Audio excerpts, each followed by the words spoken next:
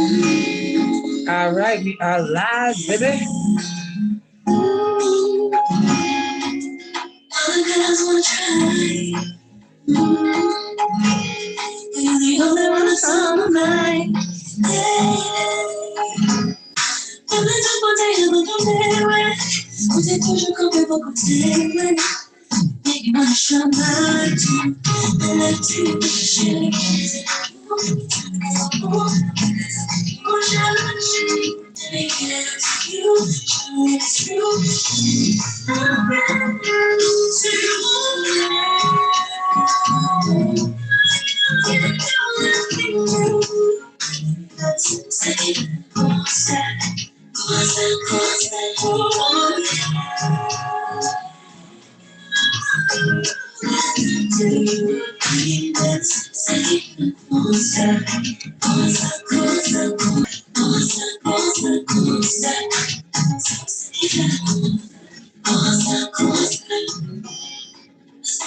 Hold it down.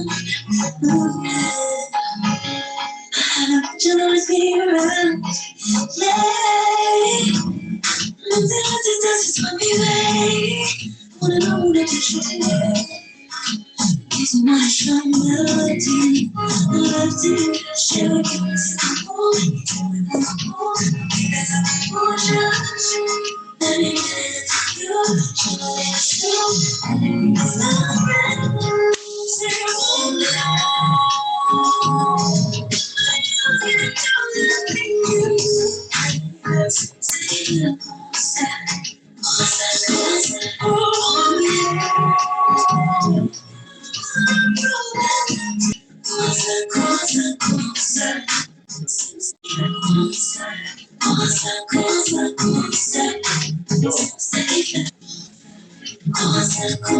Just me and you, swimming mountains, how you always knew that the love was perfect.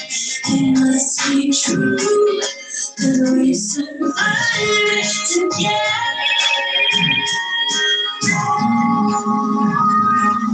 Woo! All right, all right.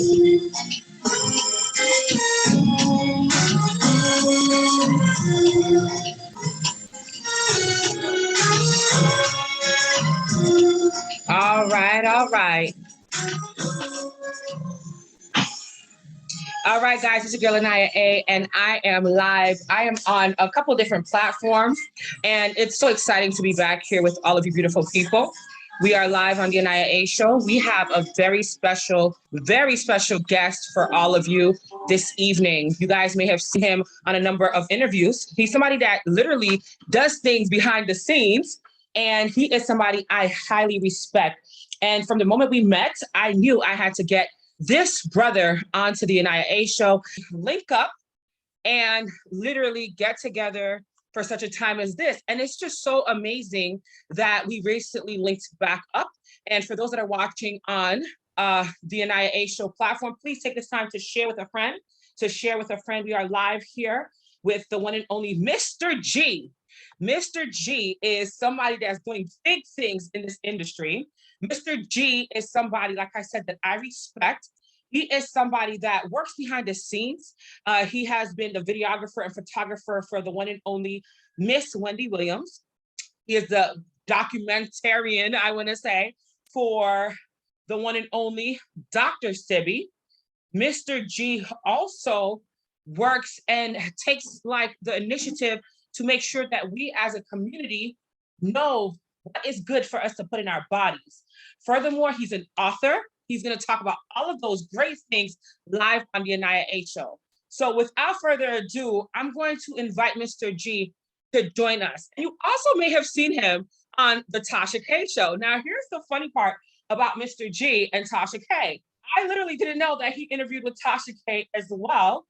And I saw his book and his ad on the TASHA K show a little while ago, and I hit him up like, congratulations. And I had no idea that he interviewed on the TASHA K show. So it just would happen that this past Thursday, I got interviewed as well on TASHA K. As you know, she is the GOAT. She is the greatest of all times to do what she does. And TASHA K interviewed me about a very interesting topic. But we're going to talk to Mr. G now because it's all about him. He's an author. He's a documentarian. He has traveled around with the one and only Dr. Sebi.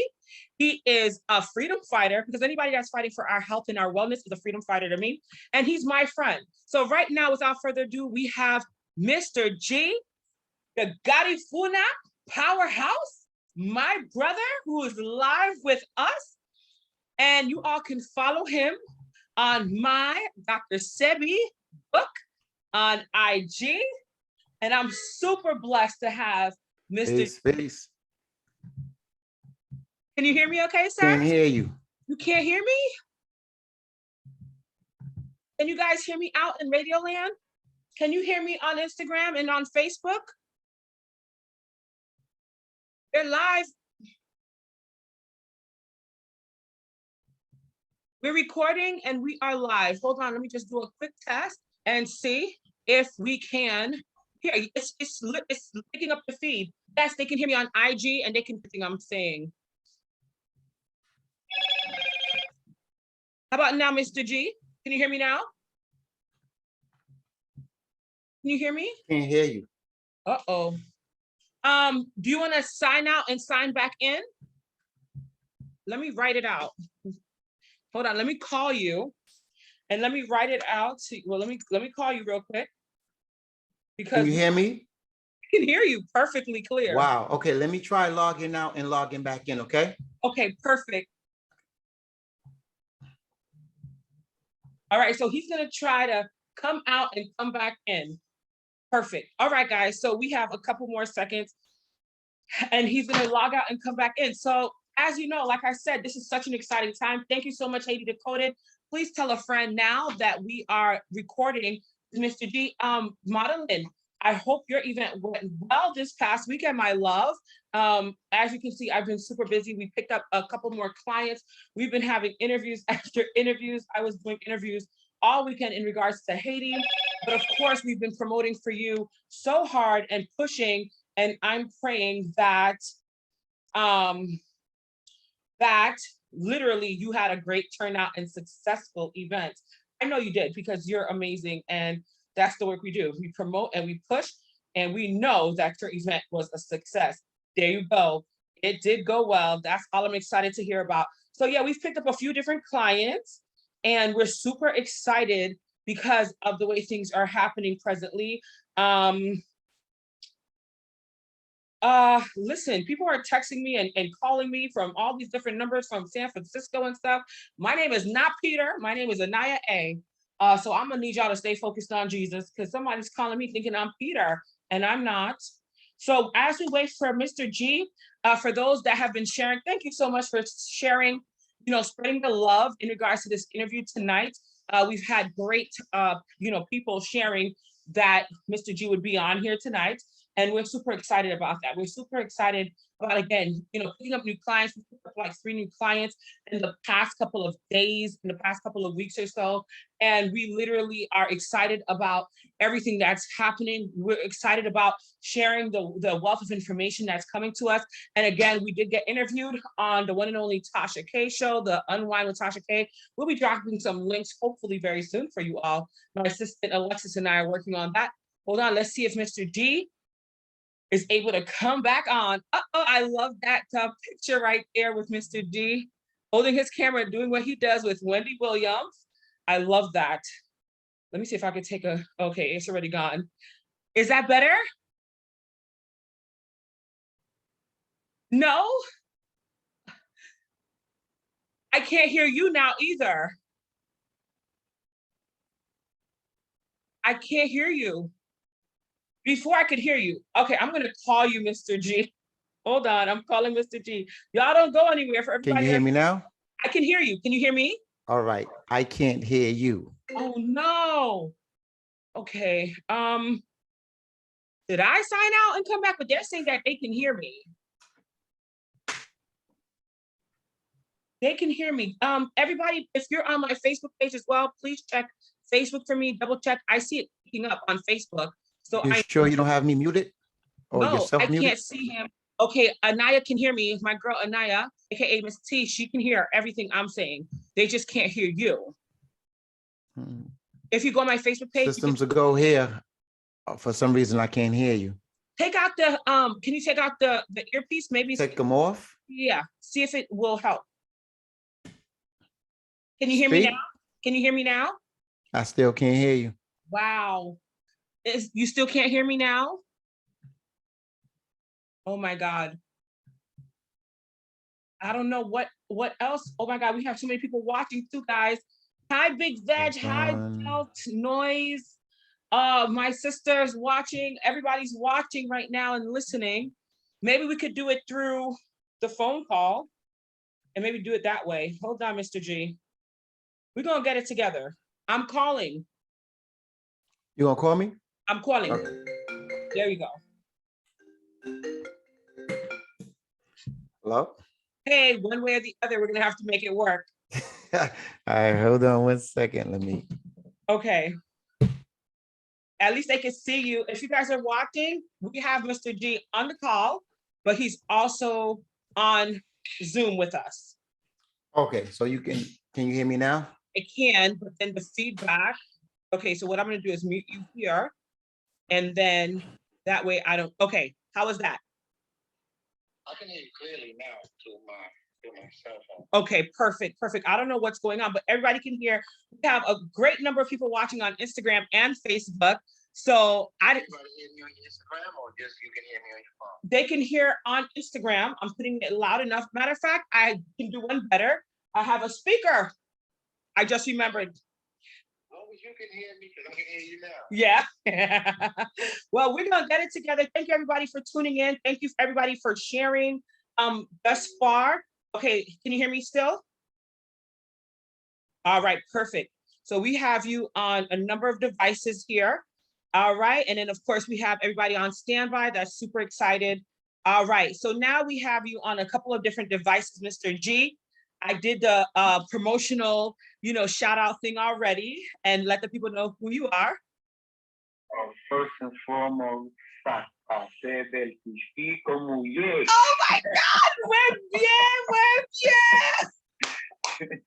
Ça passe, chérie. When I met you, I told you one of my best friends was from Haiti. Yes. And my man King and D, he's from Haiti, and these are my brothers right there. So they showed, the first thing they showed me, what to say when I go to Haiti. I said, I had to learn that. You had to learn that, especially for the honeys, the Haitian honeys in the house. You already know. Already. Yeah. Well, today. Thanks for having me. Thanks for having me, sister. I really appreciate this. It was a pleasure when I met you, and for you to invite me on your platform like this, it means a lot. And I want to say shout out to my boy Tego, because I had to go by 448 Wilson Avenue, so he blessed me. You looking my good. Dominican, Yes. That's my Dominican boy. He's an amazing barber. If you guys are ever in the Bush area, 448 Wilson Avenue, my man Tego or my man Bambino, they will bless you. I love it. And real quick, I'm just double checking the platform. Yes, okay, they can see us good. All right, and they can hear us good too. Perfect. I just wanted to double check before we got any further. And people are commenting and they are looking. Okay, excellent. So we are on track right now. So great. I can keep on posting and sharing. For everybody that's watching in right now, definitely let us know how you're enjoying the show. For those that are watching on Instagram and those that are watching on Facebook, we want to hear from you this evening with any questions and comments you may have. So thank you. Okay, great. My girl said she can hear both of us now, and we literally can hear. So this is excellent with the speaker. We're gonna do it the old school way. So my guy, Mr. G, and I met. I'm glad he got the shape up. I still can't believe how old you are. I'm not gonna put that out unless you do, because you. I'm gonna be 53 in December. Ain't no shame in my game. Ain't no shame. This man, when they say the epitome of black don't crack, they were talking about Mr. G, because the man looks good. The 53. Thank you, sis. I appreciate that. And feeling good too. That's the most important part. Absolutely. There's a lot of things that look good that's not good. Trust me on that. Absolutely. Well, he looks good and he feels good. For those that, again, are joining us for the first time, we are with Mr. G. And like he said, when we first met, we talked about my Haitian roots, his Garifuna roots. I don't think I really was as acclimated as I am today with the roots of your people. And it's so beautiful because I know several people real quick. I like to go into the back and then come forward. I know several people that are Garifuna. And one of the things that I love about your community is the sense of community that you all have. And I just wanted to expound a little bit. For those that may have never heard of the Garifuna people, I just wanted us to touch base a little bit on what that means to you, because all throughout my post, I've been saying Garifuna power. And I'm pretty sure people are like, AniYa, what does that even mean? So I could imagine. yes, so yeah, well, Garifuna for me is everything. I was born and raised here in Brooklyn, but I spoke Garifuna before I learned how to speak English. My parents are two proud Garifuna people, and they instilled in all of us how good it was to be Garifuna. I don't say anything negative about any other culture, right. Being that it's my culture. This all I knew until I was sent out into the world. So being Garifuna is, I'm actually reading a book right now, Pan Garifuna, Afro-Latino by Jose Francisco, Power of Pride. Yeah, I'm up to chapter 7 right now, coming from Dallas to New York. And I mean, it's been so many great Garifuna men for me and women. So I'm still one of his phrases, like, I like to feel like I'm standing on the shoulders of those who came before me. Awesome stuff. And explain to the people, because I'm Haitian American, but a lot of my viewers are not only Haitian, but we have the Hispanics, we have the Africans. I don't know if you know, I'm married to an African brother. And for me, it's all about rebuilding these broken bridges between Black America, Africa, Haiti, the Caribbean. And so tell us a little bit about what is the Garifuna people, like, because you're a combination of people and you speak a language that's very different.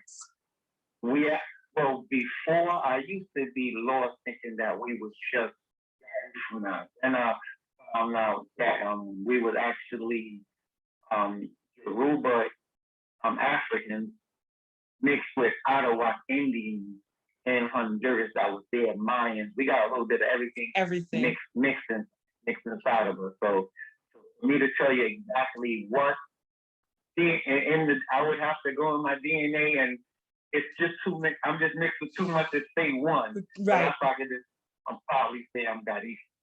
All right, awesome. And coming from Honduras is the actual country. Actually, Honduras, Belize, Guatemala, Nicaragua, and we landed in St. Vincent. So we migrated from St. Vincent to Honduras, then Guatemala, Belize, Nicaragua, in the United States.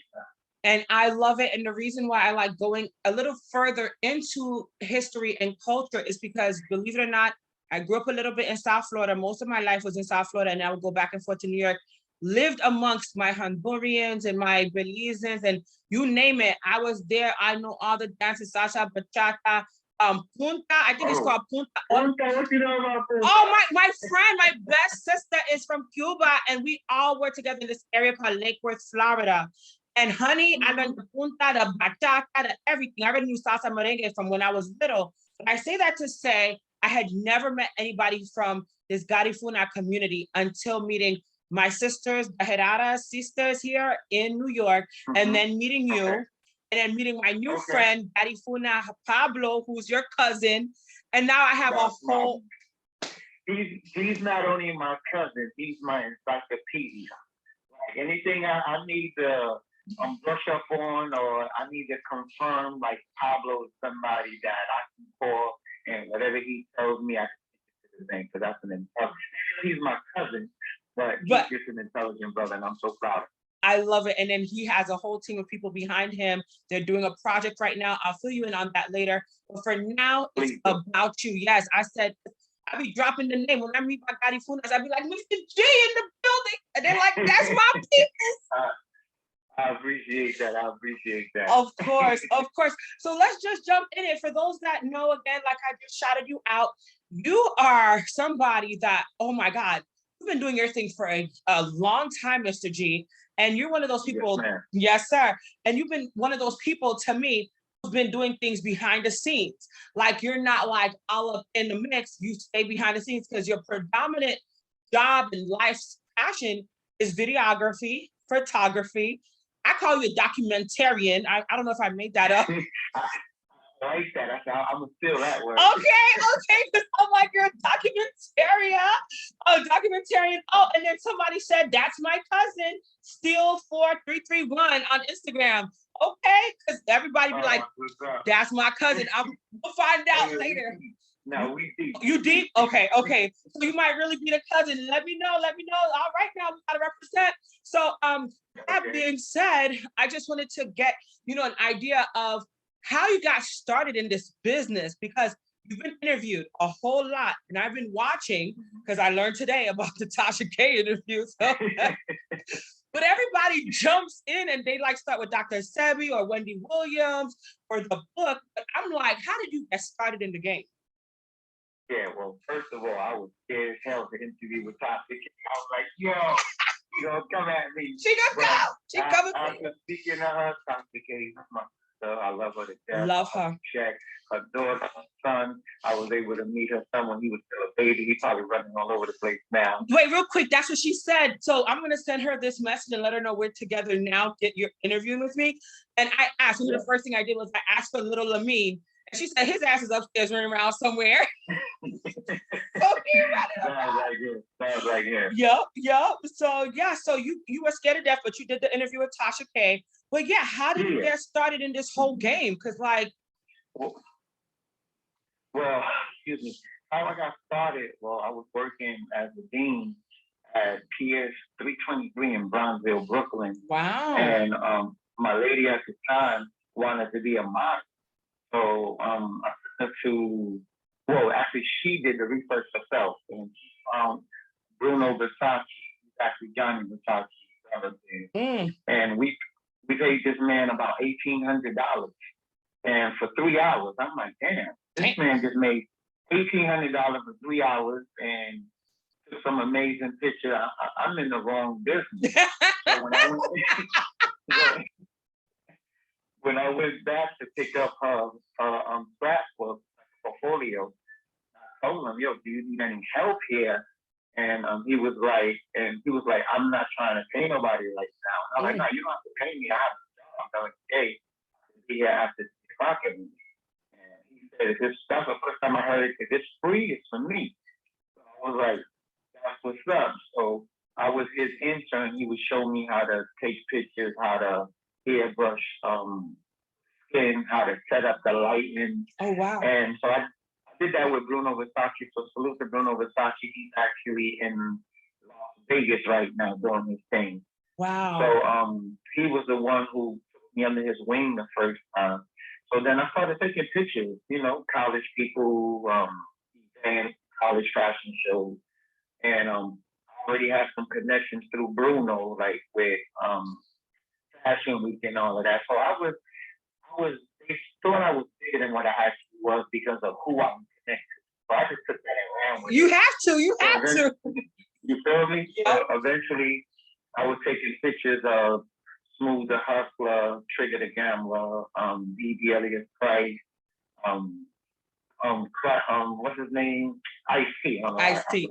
No, it's okay. So Ice-T and Coco, they actually took me to the WBLS. And Wendy Williams was like, oh, these pictures is nice. We need a photographer here. So Ice-T was like, this is my man. I can let y'all hold him if y'all don't treat him right. And at this time, we didn't know that Wendy Williams' husband, Kevin, was my boy. Like, me and Kev grew up when we were kids. You told me about that. Yeah. So when Kev came out, he was like, yo, what's all that Mr. G shit? That's Avalado. Avalado, yo, from the block. He eats pasteles and tapoillos because you know how we eat. Yeah.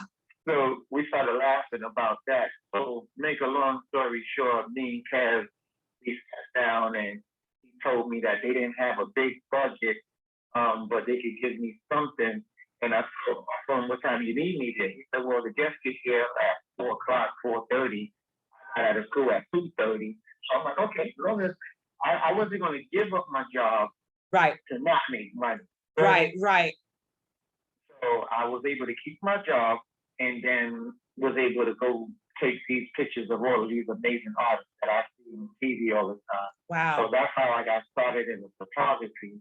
So when Wendy Williams got her TV show, and please remind me to say when she got her show, because sometimes I'll be saying when we got our show. Not my show. I love it. It was a family thing. I looked at a couple of interviews I did, and I was like, yeah, when we got our show, I'm like, shit, I ain't my show. I was an independent contractor. They hired me for my service. You're going to make me pee on myself. I love it. So when Wendy got her show, before she got her show, we went on a 17-city tour. Wow. And they paid me $1,000 a day. That was the first time I saw any kind of money like that. And I was ready to go fight everybody at my job and say, it's over. I got light skin immediately. That part. So we went on a tour, and this time they was able to get a budget for me at the show. Yo. So once I got that show budget, I was like, I went to school and fired boss and never went back. My dude said he fired his boss and never went back. Yes. Yo, I love it. My guy here for the People Organic says we love Mr. G. Laugh out loud. They're laughing right now. My guy. Love you guys too. Yo, I'm loving it. Y'all tell everybody that Mr. G is live with us right now and send in your comments, your requests, everything. He's going to answer questions tonight. He's real open and dope. One of the things I remembered is literally you and Kev, aka Wendy's ex-husband, lived down the street from each other, like growing up. We lived in the same building. No, we sit in the same, across his building. I was in 345, Kev was in 420. We stayed on the same complex building. His building was right across from my building. He lived on the 5th floor. I lived on the 6th floor. And isn't that crazy that years later you would come back full circle and work together?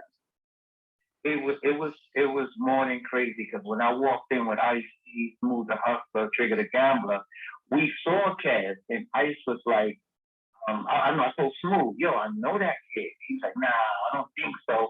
And I was like, I look like Mrs. Hunter's son. That look like Kimberly's little brother. In my mind. In your mind. So I'm like, I know him. Well, if he sees me, I pretty much look the same as I did when I was a kid. I just got a beard now, and I didn't even have a beard then. Right. If he see me and don't recognize me, okay, I guess that's Kev. But the last time I saw Kev, he was in the hood doing this thing, and I went off to college, so I never seen him again as an adult. So now here we are 15 years later, and he's shaved head, he looked like Suge Knight. So I was like, yo, Kev looking good. So that's how we connected. I love it, because I remember that night very vividly as we're taking us, to our spot in Brooklyn after we met. And I remember that, I couldn't remember if it was down the block or not. So that is so incredible. And it seems like your life has been one series after another of like great luck. And I hate to use that word luck, because some people are like, oh, that's a blessing. That's this. But when I listen to your various interviews, featured on The Breakfast Club, featured on, TASHA K, even Dr. Sebi, great Dr. Sebi shouting you out. It's like every step has been ordained by God, and you're blessed, you're highly favored, and you're lucky, because I've never seen that type of walk before. So moving forward, you meet up with Kev, you guys get reunited, you fire your own boss in the DOE, like, son, I'm out, do what you gotta do, because I'm making real bank doing what I'm passionate about, which is such a blessing. And then you start working with Wendy. Tell us that experience about Wendy, and whatever you could share, because we've talked and I know certain things, but I'm gonna let you talk. Working with Wendy in the first couple of years, it was like for me, walking on eggshells.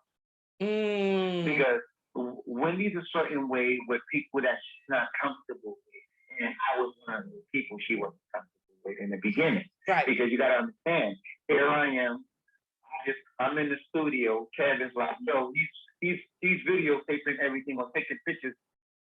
Since he was executive producer, no one could really question him. Right. So Wendy just looked at me as one of her husband's friends from the hood. From the he was getting that. I mean, I told you I'm gonna keep it a buck. I told you, I said, please do whatever you can share. But may I just ask this question about Wendy? Because she's from Jersey. So Wendy's like to me, like a black, white Jersey chick. Like that's how I've always seen her, you know, because I don't look at Wendy like everybody else. I'm like, yo, she got raised in a community where people's had money, they were educators. So was she like that snotty, like I'm all that black, white girlish, and I'm with Kev because he's like super hot and he's my sexy black man? How did y'all? No, okay. No, Wendy's nothing like that. You'd be surprised how humble and how shy Wendy is. In real life? Wendy is not really a people's person.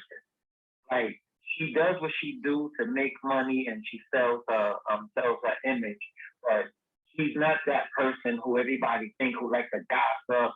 Keep in mind, before the show starts, she gets a script of everything she's going, because the interns do all the research of what's going on who's fighting who's messing with who. So she gets a list of topics that she needs to talk about every morning. Oh my God! And she chooses what. I've seen her turn down stuff. Like, no, I don't want to touch that. That's my friend. I don't want to touch that topic. People don't think that she got a conscience, but she does. But she also got a contract. Right. So you feel me? So she has to talk about something, but she's not like the people think. Going back to our story, her and I was never really that close in the beginning. Like from season 1 to about season 6, 7, we would sit, good morning, that was it. It wasn't until Dr. Sebi helped her son is when her and I became family. Wow. So I'm gonna keep, because people say, oh, you've been taking pictures, because she's been shouting me out on the radio since WBLS. That's what I thought. Before the internet, everybody always heard my name, but they just didn't know how I looked. Or they didn't know if she was talking about me or Mr. G, the weather report. You feel me? Right. So for her, she's always been doing her job, let's say, as far as promoting me. Like whenever we have any of her dance and diva parties, she would be like, yo, Mr. G, put your hand up. I'll put my hand up. That's my photographer. If you guys want to be on our website, take your pictures. So back then there was no internet, so I took all the pictures and nobody could picture me. Right. So that's how nobody didn't know who I was. Like you were like a ghost and you were like right there at the same time, knowing everything, doing your job, doing your thing. And that's amazing, because I would have never thought that Wendy was shy in real life. So you. Yes, she is. Oh, wow. She's shy and she can swim her ass off. Amazing swimmer, believe it or not. That's good to know. That's good. Well, I love that about her, because I really thought she was totally different. Just like with TASHA K, matter of fact, shout her out. She's really caring and very sweet. And I didn't think she wasn't, but I didn't think she was as sweet and caring and very complimentary as well. So, and here's the thing about the industry, you never know how people are until you meet them. Some people, yep, some people are. Before I met her, I was like, yo, I thought I was going to meet Satan White. I'm like, yo, she's the one blowing everybody up on the internet. Yeah. So yeah. I was kind of afraid of how to keep it real, but then I knew she had a big platform, and she was promoting my book. So I said, no, I'm gonna just go, and anything that I don't agree with, I'm gonna just say no. TASHA K interviewed me before the Breakfast Club did, and her interview, so many other interviews. So salute to TASHA K and her team. Chef, I really appreciate everything that you guys did for me. Absolutely, I love that, and that's what I thought too. I was kind of afraid, but she's just amazing. She's just so amazing. I love that. So moving forward, so you did that work with my girl Wendy, and that opened up many doors. And that's another thing that I didn't know. I didn't realize that she didn't start opening up to you until her son was in trouble. So you already had met. So you and Dr. Sebi met, because if people don't know the story of how you and Dr. Sebi met, I would like for you to share that, because, and here's why I want you to go deep into that about your feelings and about your sister. This is what I don't often share publicly. And I'm going to share this with you and everybody that's watching now. First of all, there is something amazing about our island people who know the whole like roots and natural herbs and things of that nature. I didn't come back to life twice.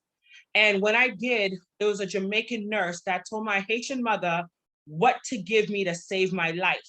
And I often, yes, and it's a natural product that I often don't talk about because Big Farm don't want us to talk about it, if you know what I mean. And trust me, I know. So that's why I often don't talk about it, because I used to talk about it. I was a representative for the vitamin shop because that's where I got my product for very cheap. That saved my life. And one day the ancestors was like, don't say another word. Like my life was in danger. And listen to them. I did. So I'm not going to share it publicly tonight, but on a later talk, we will talk about it, because I don't know what to do about sharing that information, but I've seen the trend and I'm afraid. You forgot we had this conversation on our way back. We did. So I know exactly what you're talking about. You remember. And I don't forget nothing. But for you, it was like a similar experience about your sister with a very critical illness, and Dr. Sebi blessed your life, and it was all through your dedication. Please share that for those that never heard of your story and how you met Dr. Sebi. Yes. And first, before we get into that, did you know Dr. Sebi's grandfather was Haitian? No, I did not. Dr. Sebi's grandfather was Haitian, and whenever Dr. Sebi got mad at anybody, he would say, "You don't want the Haitian to come out of me. Don't play with me." Don't play with me. I got a video. I'm gonna send you a picture, a video of him talking about his Haitian roots. You know what? I want to see that, because I didn't think that he could have been, but he was so knowledgeable and so spiritual. And when he said what he said to you and how he knew all those details, and somebody 30 years prior told him, your mom, Sissa, I said, I'm still tripping. I wish I was that creative to make all that shit up. No, I believe it. And when you go to his crib, one of the last things I ate was Jonjo mushrooms. That is so that they make it, they call it black rice for those that don't know, because when they put it in the rice to make it black. Yep, it's a natural mushroom from the earth that turns the rice black. Mind you, I grew up eating the stuff and I never knew what the heck it was until an adult. Not only turns it black, it turns it alkaline. It doesn't swell up anymore in your body. There you go. I would love those Jonjo mushrooms. Jean, that's it. Yeah. Okay, so how I met Dr. Sebi, like I feel like I told it a million times, but my niece Nunu, Denise, Big Mouth Nunu. I love it. Shout out to Nunu. We was at the house one day and she told me, just having casual conversation with her, she was like, "Oh, it's so sad that Auntie Eva's gonna pass away soon." And I'm like, "Auntie Eva, what you talking about?" And you know how kids, they only know how to tell the truth. That's why I love conversing with kids. You're only gonna get the truth, raw information, And she was like, "Yeah," and then I saw her face, she looked kind of scared. So I immediately called my sister and I said, "Yo, Eve, what's going on? Nunu told me that you sick. I spoke to you a couple of days ago. You ain't say shit." And she was like, "Yeah, I have lupus." I was like, "What the hell is that? And how can we get rid of it?" And she was like, "Nah, it's an immune disease. You can't get rid of it. And right now it's like I'm losing the battle with it." I was like, "All right, so let me find out. Let me do some research. We got to find out somebody that can help you." So she was like, my sister was a Jehovah's Witness. Wow, so, that I didn't know. They don't do outside medicines and all anything. If it's not natural, she can't do it. Blood transfusion, any of that, she can't do it. I was like, He says, you see, Junior, my family called me Junior. Okay. She said, you see, that's why we didn't want to tell you anything because we know how you get. And I was like, all right, whatever. I'm going to find somebody that can help you because the doctors were saying this was September, a couple of days before her birthday. Her birthday was September 30th. Wow. This was September 30th. So this was around September 27th. So I was like, all right, I went on YouTube and I looked for alternative methods of healing, natural healing, and Dick Gregory came up. And Dick Gregory was talking about all natural drinking water and that we don't need medicine. And then he said, it's somebody in Honduras, Sebi, I believe, that can cure anything. And you know how when you look at a video on the side, it has the video, so that was there. Dr. Sebi to live. So I'm like, all right, there go the guy right there, 6 on it. Yeah. And Dr. Sebi, he said, oh yeah, I've cured sickle cell anemia, HIV, blindness, paralysis, lupus. I was like, I rewind that shit. Rewind it. I just wanted him to say lupus again. Lupus. So then I was like, I gotta meet this man. So I'm in New York at the time, and I was like, I gotta get over there. So I get to Honduras, I get to my house in La Ceiba, and I'm like, I gotta find Usha Village. I asked about Usha Village. They said Usha Village is on Calle 13 before you get to Jujapa. I'm like, it's that close? That close. Right? So I'm driving towards Jujapa because in Honduras there's only one road. That road takes you to all the way to San Antonio, Colón, where my mother's from, or you could drive the other way and wind up in Del Vial. Like one road that takes you everywhere. I'm on that road and I could see the Usha Village sign about maybe a quarter mile away from me, but I just saw it. Because you know how I guess my muscle memory is like that's that green and yellow sign with Usha Village. Yeah, it's right there. I turned in there and I'm like, yo, I need to see Dr. Sebi. We have an appointment. I'm like, no, but my sister's sick. I need to see him. So at this point, I'm thinking that's when all this, I'm American. So I'm in the third world. So whatever I say goes. I thought they were going to figure once if they hear I was from America, they were going to just like, okay, let me in. So just like they heard I'm from America and they put the guns even higher. I'm like, damn. They didn't give a damn about your American passport, sir. They didn't give a damn. So they was like, I'm sorry, but you gotta speak to somebody or make an appointment. So I went on Usha website. No, I asked about it. The waiting list is. So you know what? I'm gonna go the next day. Maybe it's a different God. Yeah. And when I get there, this same guy is there. By the time he saw my white truck, he like, nah. He said, do you have an appointment? I said, my man, let me explain to you about my sister. So this shit went on for like 4 days.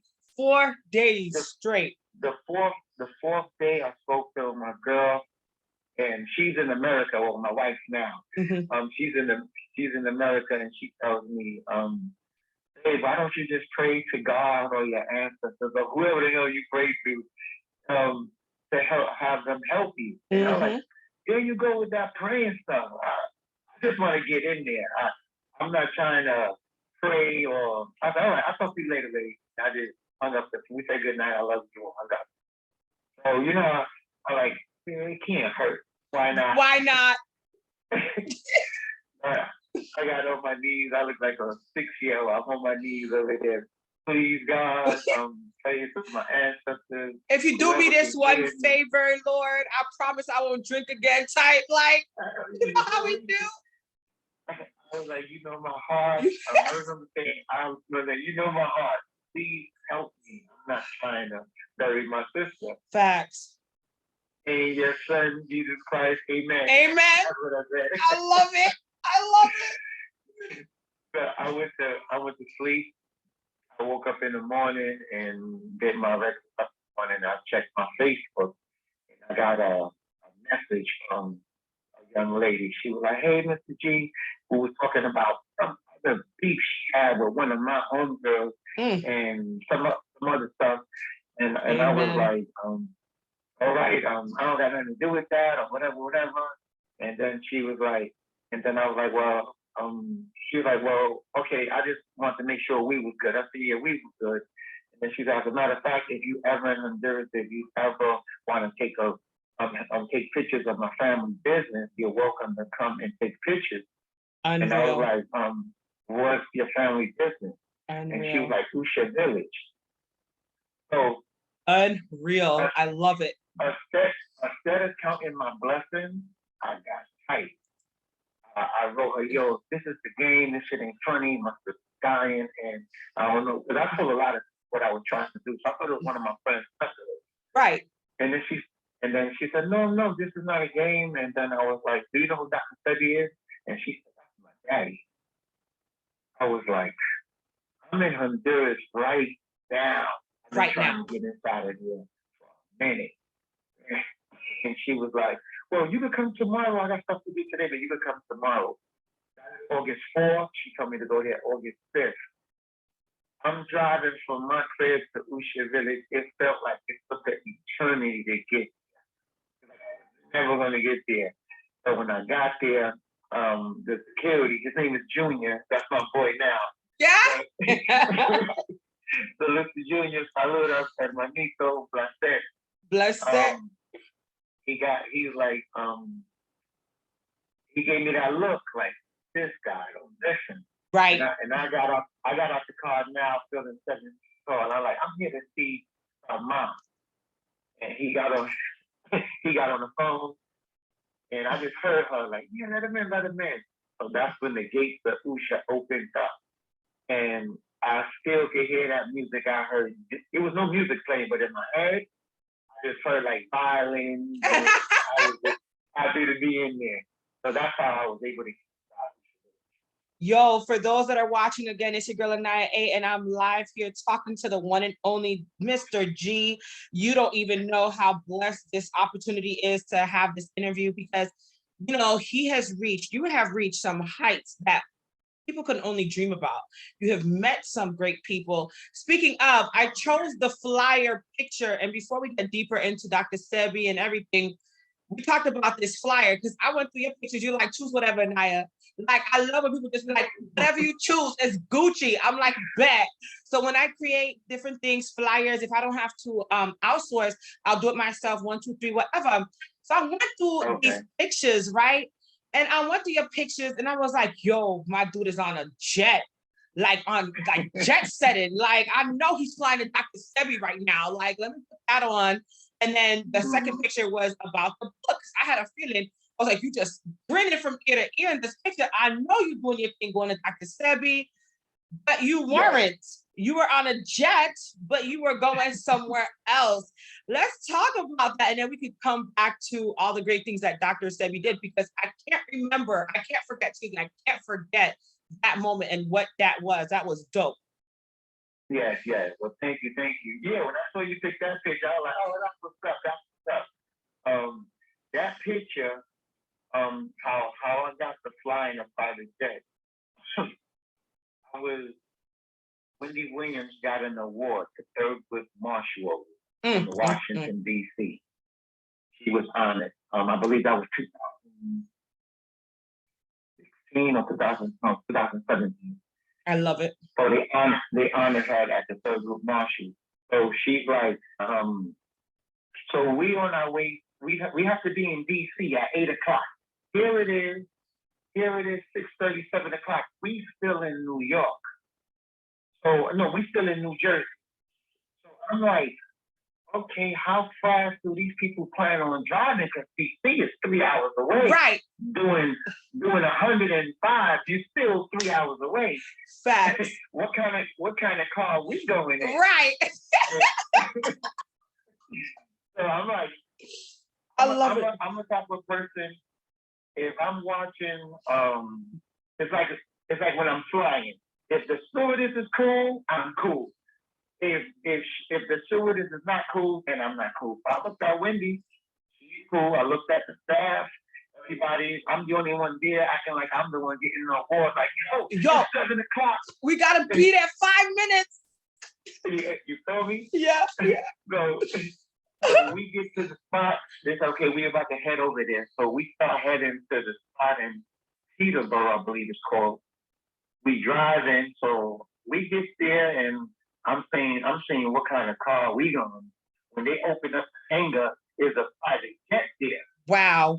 So I'm like, yo, that was the first time I flew in a private. I love it. I'm acting brand new. Brand new. Wendy get on, Kev get on, and salute to the artist that blessed us with that private jet. Right. I wish I had the clearance to say the person name, but Facts. all I know is I love all the stuff that he did.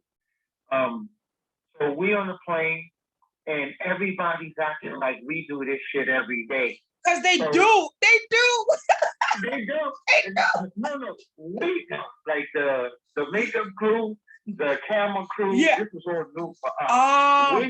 Wendy and Kev do that all the time. Yeah, got you. But as far as we were concerned, when they fly us first class while they go with first class or coach, they go on the jet TV.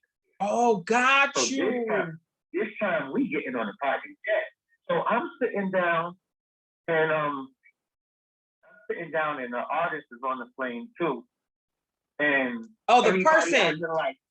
Everybody acting like it's nothing. So I raised my hand like if I was in the 3rd grade. I was like this. I'm done. Can I ask a question? Yo. And the artist was like, sure. I was like, is there a limit to how many selfies we could take in this motherfucker? Because this is new to me. Yo, my God!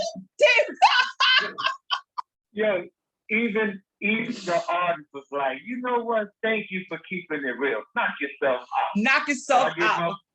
I gave my phone to, I believe it was Jill, the publisher. Yeah. Jill hooked me up.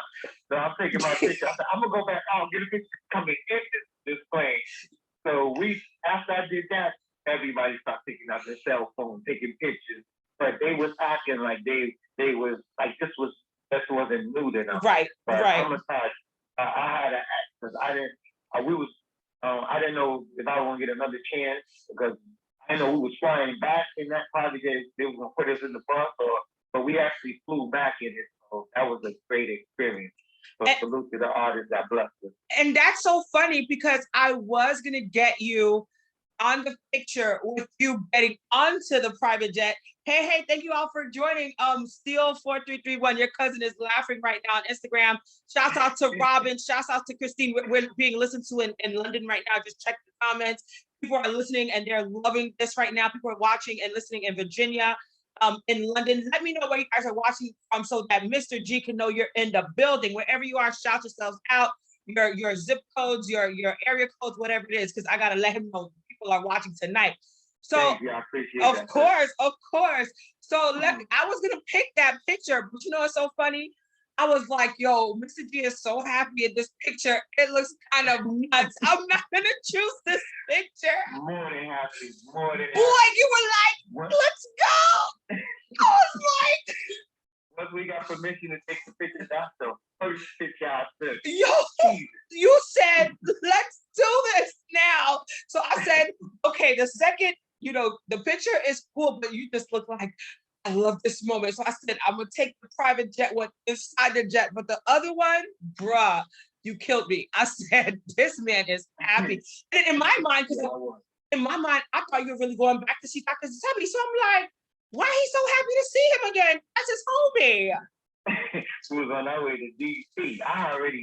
In that picture I'm getting on, I had got off again just to take one getting on. Get your moments. I love it. And I'm so glad you were able to do that because that's literally capturing a really great moment. And that just brought so much cheer to me because a lot of times people be acting like brand new and whatever, but you just did that. And that looked so real and authentic. So I wanted to commend you on that. And then to know the backstory.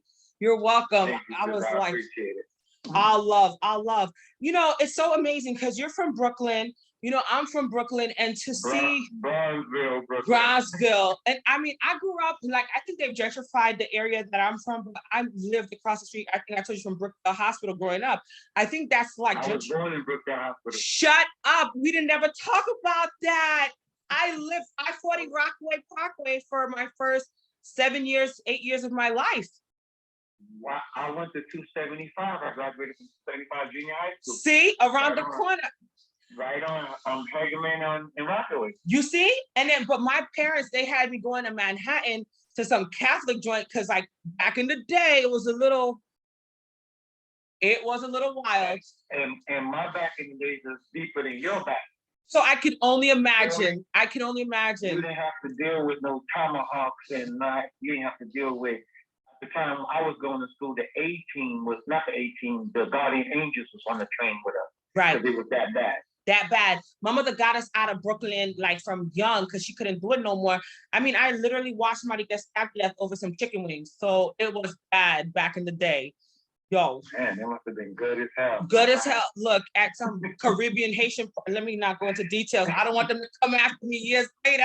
You already know. But anyway, moving forward, to see where you've come from and doing what you're doing now. Before we go any further with Dr. Sebi, because I know a lot of people are like, did he really cure people? You know, is this something that really happened in front of you? Do you know people? And the answer is yes, yes, yes, especially with your sister. Well, if you ask Dr. Sebi, he'll say no. Because that's it's the natural way to go. We're supposed to eat like that. That's one thing I love about Dr. People would tell, he would never say, for healing. Wow. Dr. Sebi would say, I'm not going to heal you. You're going to heal yourself. I'm going to give you the tools that you need, and I'm going to teach you how to get out of the way of your own body, because your body wants to heal itself. So Doc was so humble, and I really like that about him. If you sat right there and said, "Sebi, I eat your way," you don't eat my way, eat your way. That's the way we're supposed to eat. It's not my way. I love that. And he would always tell me one of the things, because when I met Dr. Sebi, nobody could tell me nothing bad about it. Teriyaki, lemon pepper, we gonna stop. Wait, from Brooklyn, hello, the Kennedy Fried Chicken. We grew up Kennedy Fried. Gala like a box, you know what I'm saying? Then the pizza spots, then the Chinese rat spots, because they was the rats for real back in the day. And back in the days, it was 50 cents for half a pint of shrimp fried rice. So I'm glad I don't speak Chinese right at this point. Wait, ni hao. I know a little Chinese. I had to learn, because I was like, I eat too much of this stuff. And I did a little bit in Japanese, because my cousin, literally talking about that, he fell in love with every Japanese woman that crossed his path and married like 10 of them. Not at the same time, but because of the influence of the Asian community, I have half Asian cousins that live in Japan right now. My cousin was a model out there, like, because we were surrounded by this, culture. So it was like crazy. But Dr. Sebi was right. The more stuff like that we put, and remember back in the day, the MSG, none of that was good for us or nothing, right? So he still not. Yeah, going back to your Japanese, I played ball in Japan for a little while. So all my Japanese people listening, watashi no tomodachi genki desu. Konnichiwa. I know that, konnichiwa. Because I heard you said you went and played overseas, but we never got the full scoop. Tell us about that experience. If we talk about my basketball, we'll be here till 6 a.m. Facts. Like, because I'm predominantly basketball. That's what put me to school. Wow. That's what got me out. That's what made me be able to walk through the hood with no problem, because I was never that hood guy. I was that kid that played basketball. So I got a green pass. I got a green light to walk. And I walked around with my Martin Luther King High School basketball uniform everywhere. So they don't confuse me with anybody. Facts. So you didn't have because of basketball. You didn't have the colors. You feel me? So and our colors was black and gold, so I was good. You was good. Gucci. Yeah, that part. Basketball, it helped me a lot, and it kept me out of a lot of trouble. And my parents too, because my dad was there, my mom was there, and they brought us up as some proud guys, Yeah. young men and women. Salute to them for that. Absolutely. And I know family is really important to you. So when you finally got to Dr. Sebi, let's talk about that, because I know you got that root thing real tight with the family, the ancestors, the love. The Garifuna people are very proud and beautiful people. So when you finally got to Dr. Sebi and his daughter, like, that's crazy. How did that relationship just build just a little bit? Because people can actually go back and watch your various interviews. You've been featured on The Breakfast Club. So you've been everywhere with your story, but I just wanted to get a sense of how that interaction was with the people that, you know, Dr. Sebi and his team, because that's pretty dope. Yeah, it was real cool. I got to check out my stuff. Got these awards. Ah, look at that! 2018, represent King. Yeah, they gave me an award for team member award. Salute again to I love it. One of the things that Garifuna people, well, I'm not gonna get Garifuna people, myself. Well, I live inside my head, so I'll be catching myself thinking that it's our way or the highway, not knowing that it's people that did stuff before me. So I just want to salute Francisco. I want to salute Pablo. Pablo's walking encyclopedia.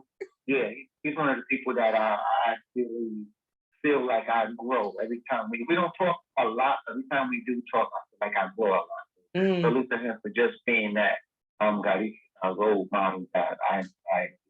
Amen. All right, so when I met Dr. Sebi, Dr. Sebi lives in a glass house, look like a box. Literally? You can see right, you can see right through it. Go to the bathroom, he goes to the kitchen. I remember thinking, damn, this man is crazy. Because you can see everything he does. Everything he does. You can see right through his house. And before we get to meeting Dr. Sebi, I want to say salute to my homegirl, AniYa. She actually invited me to take pictures of Lauren Vanderpool, the Queen of Green. Lauren Vanderpool actually cooked for Michelle and Barack Obama. She's Serena Williams' personal chef, and Lenny Kravitz. She cooked. If you go check her out, Queen of Green on her Instagram. Okay. Comment. She deal with everybody. Amazing Love cook. It. Love it. She hit. So, they told me that she wanted to do a photo shoot. So I'm like, all right. She just told me an alkaline cook, but for some reason I thought it was going to be unattractive. I'm like, all right, I'm gonna go anyway. They gave me the address. I went, and somebody took me over there. So I'm driving. I'm not looking where I'm going. They took me inside the village house. This is 2009, I believe. Wow. 2008. So I've been in before. So we take when I meet Lauren asked me. I said, first when I saw her, I was like, God damn, you beautiful. And she said, thank you, Kate. And I was like, yo, welcome. And she's like, you want to meet my friend who owns the place? And I was like, is that you? And she said, no. I said, no, I'm good. I don't need to meet him. I'm done. She tried to introduce me to Dr. Sebi. And she pointed at his house, and I remember looking at the glass house. I see this man walking up. And I was like, no, I'm good. I don't need to go. It looked like the Jetsons house. I love it.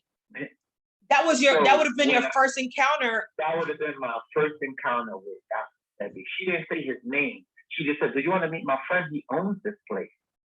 So at that time, I'm like, let's get to these pictures. So, Sagittarius male. Sag. My brother's a Sag. He would have done the same thing. Let's get to these pictures. So we're taking pictures. She's giving me stuff to eat, and this food is amazing. And I remember thinking it's good as hell, but I need to go home and eat a burger. I'm hungry now.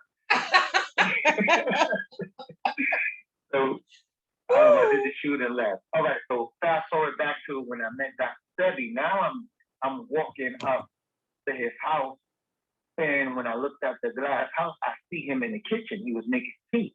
Wow. Oh, I don't know if he was making something hot to drink. Right.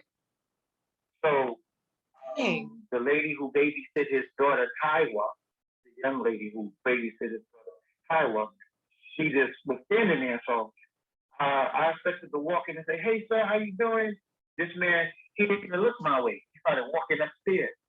So the girl told me follow him. So I followed him upstairs. So he sat down on the bed, and on his bed, by his bed, he got a bench there. So I sat on the bench, and I'm like, what this nigga just talk? Because I hear him talking on YouTube all the time. Right. Why he not saying nothing? So he took a couple of sips of his tea, and then he grabbed the pictures that I took prior to him coming while he was in LA. He's looking at the pictures, and he was like, "You took these pictures?" I was like, "Yes, sir." A little bit more. And he said, "You a bad motherfucker." I'm cursing. I ain't actually not cursing. You can, because I want the people to get the whole scoop. Yeah, because on the Breakfast Club when I did the interview, I was like, "Oh man, it's hard to talk about Dr. Sebi without." But may I just say, I was pleasantly surprised to know that Dr. Sebi cursed. I was like, look at this whole, and then the Mary J. Wanda story, I was like, I'm dead. The airport? What? Yo, he was a piece of work. Yeah, no, he kept it real. Yeah. So he looked at me, he said, "You took these pictures?" I was like, "Yes, sir." He said, "You a bad motherfucker." So I sat back and I said, "This man cursing." So he was like, "Man, you bad." He kept looking through them. Because what I did with Photoshop, I cleaned them up. I made the houses look brighter, trees look fuller. And then I took an image of him and put it in the side. So I had him looking down at the village. So he was like, "Man," he said, "We've been wanting to do this for a while, bro. You know, people's always here, so we don't have time to renovate." He said, "But," so then he put the pictures down and he said, "Okay, nigga, what you want?" I love it. I love it. So I'm like, damn. I said, my sister is not doing well. She has lupus and she's not gonna make it. The doctor saying that she's not gonna make it. And he's like, "Hold up, okay, you're here for somebody that you love, and you're not sick?" I said, "No, sorry, I'm just saying, I'm good." Right. And he was like, "Let me ask you something. Are you a Sagittarius?" And I was like, "Yes, sir." He said, "I'm a Sagittarius." He said, "Is your mother a Pisces?" I was like, "I don't know. She was born on March 15th. He said, "That's a Pisces. My mother's Pisces." He said, "Does your name start with an A and end with an O?" Don't tell me that. That's it. And I was like, "Yes, sir, my name is Abelardo." He said, "My name is Alfredo. With an A and with an O." The man who healed, his name was Alfredo, with an A and with an O. He was a Sagittarius as well. And he was like, what does the name Shasa mean to you?" No, he asked me, what do I have to do with Martin Luther King? And I was like, "Well, I went to Martin Luther King High School." He That's said, "Well, right. I worked at Martin Luther King Hospital." Then he asked me, "Does the name Shasa mean anything?" And then I was like, "My mother name is Gresham, but we call her Shasa." And he was like, "I've been waiting for you to sit down with the fuck. I've been waiting for 30." My mother told me Sagittarius was gonna come. He was gonna his name was gonna start with an A and with an O. It wasn't gonna be Alfredo, but it was gonna start with an A and with an O. He was gonna be a Sagittarius like you. His mother was gonna be a Pisces like your mother. So while he's telling me this, I'm looking around at the corner for like videos, like this is a hidden camera, somebody playing games. Mad games. This can't be happening. And he was like, "We got a lot of work to do. I want to go to Brooklyn. I want to go to Atlanta. I want to go to Jersey." I'm like, "Sir, I'm not an event planner. I'm a videographer and a graphic designer." He's like, "No, it's you. You're going to make it happen." I love it. And that's how my journey started, man. I love it. And in the process, he did send the package to your sister when all hope was gone. salute, salute, salute to Dr. Sebi Cell Food. I wanna shout them out. If you read my book, you're gonna see that I was going at them hard.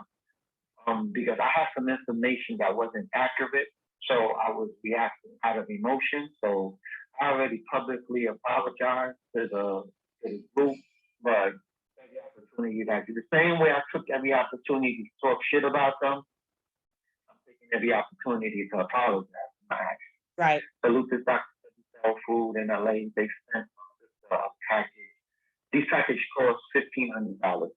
They sent my sister a package every month for about 9 months.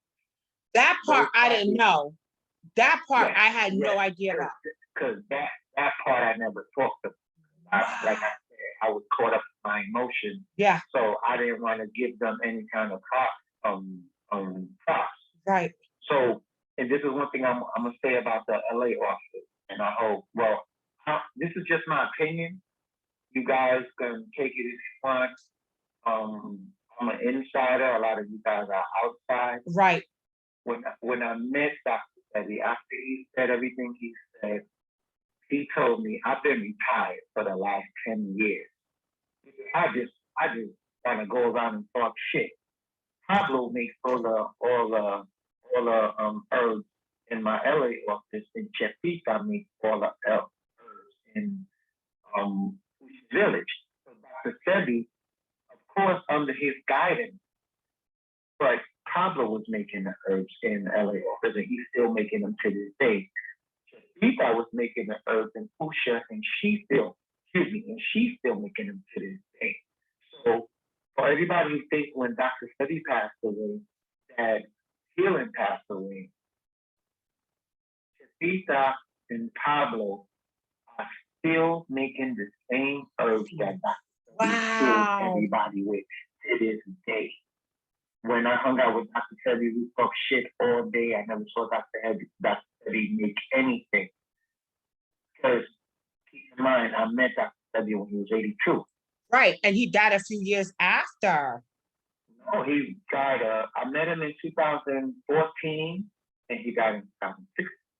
Yeah. So by the time, yeah.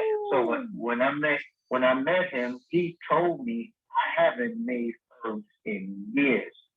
Pablo had eaten the herbs.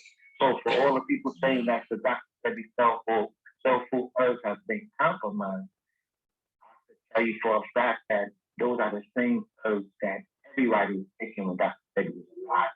The only difference between those herbs now, Dr. Sebi's not alive. That's the only difference. And that goes for the herbs that's in Usha Village as well. So, powerful. And another thing, people saying, what's Dr. Sebi? What's the name Dr. Sebi? This name Dr. Sebi that? Dr. Sebi himself tell you, do your own research. Let your food be your medicine, and let your kitchen be your hospital. There you go. Don't give anybody that power to heal you. You can heal yourself. When he met me, he was like, "You like chicken?" I was like, "Yeah, I love chicken. Love it by the time." There you go. So he went and sent it. He got some raw chicken, put it on the table. You love chicken? Eat it. And I was like, I can't eat it. You gotta cook it. You gotta put seasoning in it. He said, "What you need? Herbs, right? It's the herbs that we put in the kitchen on the chicken that makes you want to eat it. I can eat my herbs without your chicken, but you can't eat your chicken without my herbs." I was like, wow. Dang. That was deep. Deep. I will never forget that. That is so powerful because we even seen recently Miss Paula Patton or whatever that white half black girl name is, who was married to the singer Robin Thicke. She took some herbs and seasonings and threw them in the heat of the oil and didn't even put it on the damn chicken. We all cracked on her and joned on her. I'm sorry, I love her as an actress, but don't ever eat from her. But it's so true. It's the seasonings and the flour and everything that makes the chicken taste good. Of course, you can't eat the chicken without the herbs. You can eat the herbs without the chicken. That is so. Look at my man KT the Oxford. That's my brother. His brother always. He just jumps in my mind for some reason. Every time I have a moment and I just think about what he's done to me and my family, I'm salute to Stu Bowman, salute to Victor Bowman. I mean, these are people that I can call. Salute to Dr. Inky.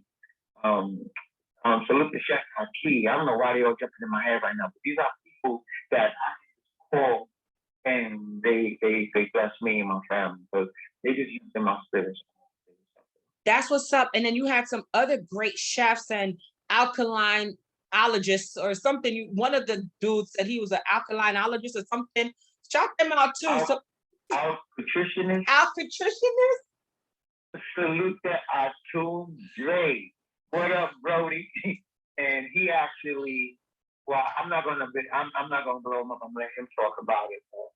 He got something to, Atul, I ain't scared of you. He got something with Aaron Iverson that he's about to blow up. His brother's doing some amazing things, and he actually was on the tour with us. Dr. Sebi tasted food, and he was like, yo, G, he has to travel with us. So if you look at the later flyer of the last lecture, you're gonna see Alkaline Gourmet there. He's the only one that Sebi let travel. Wow. So you guys want to follow him, Alkaline Gourmet on Instagram. Good brother. I definitely want to be able to communicate with these brothers and sisters. If you can help us to share this wealth of knowledge, because like I said, it was a Jamaican sister who shared a powerful herb with my mother that kept me alive today. And at that time, 15 years ago, it was $3.99. Today, it's $6.99, and I've been alive because of it. Whereas I was on God Honest Truth, 27 medications a day, $15,000 worth of medication a month. And yes, well, I know this about me, and I appreciate you interviewing me. But sister, you gotta tell yes, because when we drove from Delaware that day, that trip felt like a 5-minute trip because you would drop out. So salute to you. Thank you. Whenever you write your book, I'm gonna be the first one to buy it. Thank you. I appreciate you. And I have to get your book. And I just want you to, you know what? Let me do something for you because I want people to see that we're not lying. Hold on. Let me do this real quick. And I'm going to share my screen for all those that are watching. Sebi, we're going to do something very rare. The shout out, if that's okay with you. And him shouting you out. There was one video clip. This man was a fool. Like in real life, he was so like down and chippy. And he was a real character. But one of the things that I love is that your relationship developed and you travel. And then Nick, and as I'm looking for this video clip, share presently for that project, because I know a lot of people want to know how things are going. Shout out to Western Missy Hustle, doing real good. We was actually supposed to release the documentary, but Utah was plagued with COVID. So Nick put a pause on it. If it was up to me, this documentary would have been out. Facts. I'm actually in the middle of 3 documentaries right now. Are you able to talk about them and also give us an update when it'll actually drop for the first one initially? 100%. Well, Nick Cannon, I'm still waiting for word from Incredible and Crew to let me know. So I'm actually waiting right now. Last time I was in LA, if you go on my Instagram, you see a picture of me doing pull-ups. I only did one, y'all. I ain't gonna front. He did like 20. I did one. I love it. And for those that don't know, we're talking about Nick Cannon. For those that don't know, yes, sir. I just want to keep it real. I put a sweatsuit on for the day because I knew we were gonna work out, or I knew they were gonna work out. So while I got it, I can't. Nick did about 20 of them. Wow. Okay, so Nick stays. That's excellent. He's a beast. He does all the time. So I'm still waiting on that. As far as Pablo, of course, I was there. Story, what really happened. This one right there, documentary is a thing too. You guys are going to find out exactly how Dr. Sebi was able to beat the New York Supreme Court. You guys are going to see the details. Nick research team is incredible, and Dr. Sebi was he blessed me with a whole bunch of videos of him talking about it. That's why everybody who's doing these documentaries, they gotta come. They don't have to. If they want video of Dr. Sebi, they have to come see me. I'm one of the rare people Dr. Sebi that film him with a production camera. Wow. So that's why I have video of Dr. Sebi. So Pablo's documentary, editing it now. Wow. And, I have a document coming out too. I'm happy to announce, salute to my boy Carl Jones. If you guys don't know who Carl Jones is, I'm pretty sure y'all saw the boom back. Yeah. Carl Jones and I, we worked on something special with all the content that I have. So salute to Carl and his wife Love. And thank you guys for believing in me, because they really put the battery in my back to do what we got to do. So we got Dr. Sebi name is going to be all over the place. I'm loving it. I'm loving it. And we have a special thing that I wanted to show all of you people. And speaking of documentaries, because of my health condition, you said, you know, when the book drops, well, we're actually working on a documentary as well. It's about Black women's health and the disparities that we face. So I'm going to talk to you more about that, because as you know, I'm a product of, you know, what you call it, when the doctors are just misdiagnosing us and don't really care. And with all the things I went through in my background in television production, I said, I have to do something. So right now we have the GoFundMe, sir, where I wanted to put that out there because I didn't know you had all these different documentaries, but I want to be somewhere on that list, even if I have to be on the bottom somewhere. Because we're raising the funding now to get a real professional team on board, because it means a lot to me. And then with all the information we have, we can't not share all the great things that, you know, a lot of us are doing out here. So I'll keep you up to date, but we have it on GoFundMe. Of course, Black women and health disparities. That's what we're going to talk about, and we're going to try to shape the nation. But what were you going to say, my brother? No, thank you for that first and foremost. But it's situations like this where I want to thank Wendy Williams, Wendy Williams and her husband, because of the time I spent with them and how generous they was. I have my own production company. So when we get off, give me a call later, and we definitely can talk about. Oh my God! I'm all for it. You'll see. I know you are, and for you to even accept my invitation, I'm so blessed, because, like I said, you know, I just wanted to share again, because I think I was shouting you out a couple of months or so ago. I was like watching my favorite person, TASHA K. Y'all know I'm in these TASHA K streets hard with YouTube. Like, she is like my. You know what I love about TASHA K? You know, I don't want to, like, you know, boost anybody up or make people think I'm like a weird person, but TASHA K has done something that nobody has done in these YouTube streets. And for me, she's like a legend. You know what I mean? And I told her that during our interview, because I'm like, who gets on YouTube? And my husband has been telling me, get on YouTube, you can make money. And I was so afraid, because I'm like, that is a whole nother beast. And there's so much competition. And she doesn't even care. Like, she made a whole living off of that. So, like, TASHA K is a beast. Her husband, Shaq, he actually, I didn't even, when he saw I had 151,000 subscribers on my page, he's like, Mr. G, what's wrong with you? Right. So if you look at my page now, I got merchandise for sale. Everything. Shaq is King Shaq. That's my brother. Right? That's it. From Mali, Africa.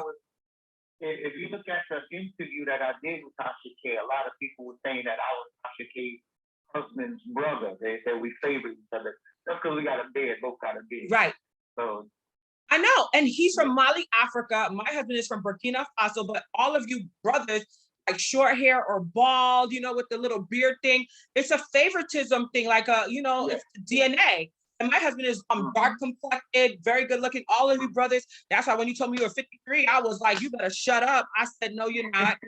I was like, I say that to say, when I saw that thing popped up, I had no idea, sir, that you had done that whole interview with TASHA K. So for those that don't know, there's a whole interview where you can watch over an hour of content with Mr. G and TASHA K sitting down, but he's also been on the Breakfast Club. I'm going to drop everything, all the different links on my platform for sure to share. So you guys can follow me on IG, which you already are, the AniYa Show, and on Facebook, AniYa period spelled out. And you can see that content. And then you had the book that TASHA K did a whole like drop for you, like voiceover. Yeah. Who would have known? I had no clue. I was so blown away. Yeah, like I said, her husband, they helped me. I get DMs to this day because of my interview on TASHA. And people send me books of pictures of the 5 books. just to giving away to their people because of Tasha being her husband. So I'm forever grateful for them. I'm forever grateful to Charlamagne the God, DJ MD, Yes. Angela E. Thank you guys for encouraging me. Because I just wanted Charlamagne to talk about my. And they was like, nah, come to the Breakfast Club. I'm like, let's do it. So yo, Breakfast Club. And just putting me on a different level. I love them. I love Charlamagne too. He's a real D&D streets. He don't even hold no bars. Crazy guy. But real quick, I'm gonna go ahead and play this on the share screen. Do you know how I met him? Through my daughter. Really? That's Dr. Sebi. My daughter's 20 years of age. Shouting out. Yep, Mr. G. All right, let's do that again. I don't know what happened. It froze up, but Dr. Sebi is shouting out Mr. D live. If you're not watching, come to Facebook, AniYa, where you can see this video clip now. No, shut up. This man here, do you know how I met him? Through my daughter. Really? My daughter's 20 years of age. Okay. She came up to my room. She said, Dad, you have to meet him. Doing the hell? Oh, you're going to meet him. She said, why do I have to meet him? Yeah. Meet him. This is what he did. And I saw what Mr. G did. I said, oh God. Oh God. Mr. G came. I said, you're a bad motherfucker. That's what I told him. Didn't I? Yes, sir. But guess what? Everybody is going to go to the G. Love him. Love him. They love him. They love him because he's beautiful. And we're working together. I love it. So that was a 1-minute clip, shared the sentiments of how much Dr. Sebi loves Mr. G, and the feelings are definitely, mutual. You loved him as much as he loved you. And that is so beautiful. I put that video on YouTube in 30 days. It got 750,000 views. It's up to like 900,000 now. Best Dr. Sebi you would get when we were alone, or when we was alone. Yeah. Or he's talking to people. On the stage, you would get his speech. Yes. But behind the scenes, which I have a lot of behind the scenes footage, you would get the real Dr. Sebi. I love it because I literally had no idea how down to earth he was. Because, like you said, you see the real, person and speaking and gracing our lives with his education. But behind the scenes, he was like, that nigga there was a damn motherfucker. He the realest mother out here. And for those that didn't know I cuss, honey. I like my little F-bombs. Lord have mercy on Zion. I'm saved too. I'll slap you in a minute and pray for you after. Amen. I'll say my little words, honey. What? It's a release. Yo, yes. But yeah, so you guys, that's, man, Dr. Sebi, Mr. G, the whole thing. And our brother was just saying, he's told you a few times that your life is like a movie. It's definitely like a movie. But you know what I like to say? Obviously, you have a good heart. Obviously, you are a good person. Absolutely. Amen. You're welcome. And I think it's a law of attraction thing. I think Tasha K mentioned that too during the interview. And I always say this quote, like, good people are good to people. Nice people are nice to people. But wicked people are typically wicked to people, and they hurt people. Mean people hurt people, But when they can't hide that. And they can't. There's nothing they can do. So when you care and when you're sincere, you will find that you can walk into a room and the doors will open for you. And I think that's been your journey thus far. And closing, because I've kept you on for a little bit. I know we had a few technical issues, but God is faithful. Look, y'all better invest in these little speaker things. It's a little beat up now. But this thing just saved our life tonight. It's one of those, iHome somebody speaker thing, and it works perfectly well because everybody's hearing on all the different platforms.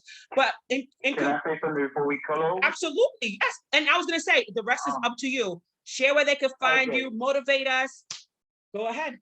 Definitely. Well, thank you for having me. I had fun. I feel like I was talking to my sister. Yes. It was like amazing. You speak to some people, they feel like they have a hidden agenda. You're like, okay, where they going with that? Right. I didn't feel like that one time, so thank you for that. Of course. Salute to your king. Yes, thank you. And on the 20, I want to say salute to Lisa Left family, Wanda, Raindrop, and Ronnie. They're gonna have something for Lisa at her house on the 28th, and I'm blessed to be able to be invited. Wow. So I'm gonna document that for you guys. So I'll be putting it on my platform. And for those of you who have herpes or know somebody who have herpes, KT the Art Degree is having an event on the 29th of this month in Atlanta. If you go to my page, my Dr. Sebi book on Instagram, my Dr. Sebi book on Instagram. If you go there, you're gonna see the flyer. So if you have herpes, or you have any, or you know anybody who has herpes and you want to help them, we already did one lecture where he showed the people how to reverse that situation. I don't want to say too much on your platform. Stay up. Right. But yeah, if you want, yeah. So if I need to be in Georgia, the flyers on my Instagram. We have some amazing products. He got some honey that came from Honduras. Wow. That you can actually put on an outbreak and it will disappear. Look. So he last like 3 weeks ago he did an event and he gave people some electric flowers that you had to chew on and it electrifies your body. And they left there. People couldn't believe what they was witnessing.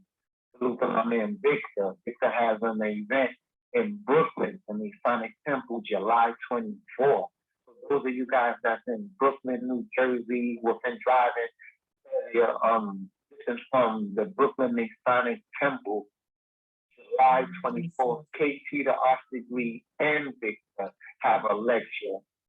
They're gonna have herbs. They're gonna have a lot of stuff that you can't find in America. You guys need to be at that event. We're gonna have some surprise guests. I wish I could tell y'all who, but we're gonna have some surprise guests that's gonna be there spending the day with us. So that's July 24th in Brooklyn. At the Brooklyn Masonic Temple, and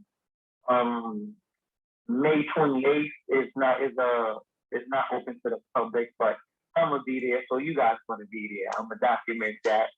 I love it. Prayer, healing prayers for the we select our family, as anybody knows. And the 29th of this month, actually, if you have herpes or know anyone who has herpes and need the information for them, you need to be in Atlanta. So it's outside of Atlanta. The address is on the flyer on my page, my Dr. Sebi book. And another thing I wanted to say publicly too, I wanted to say rest in peace to my sister Eva. A lot of people always ask me about my sister, and I want you guys to know that she wasn't supposed to be 2015. They wanted us to live in hospice, and we didn't want to choose that route. We went to Dr. She passed away August